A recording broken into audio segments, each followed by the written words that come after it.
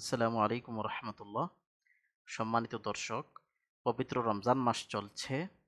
এই রমজান মাসে আমরা আল্লাহ সুবহানাহু ওয়া তাআলার একটি মহান ইবাদত রোজা পালন করছি।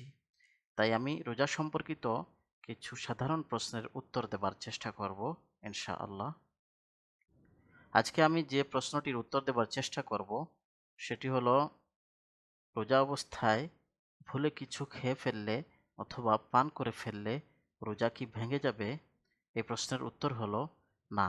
রোজা অবস্থায় ভুলে কিছু খেয়ে ফেললে বা পান করে ফেললে রোজা ভাঙবে না।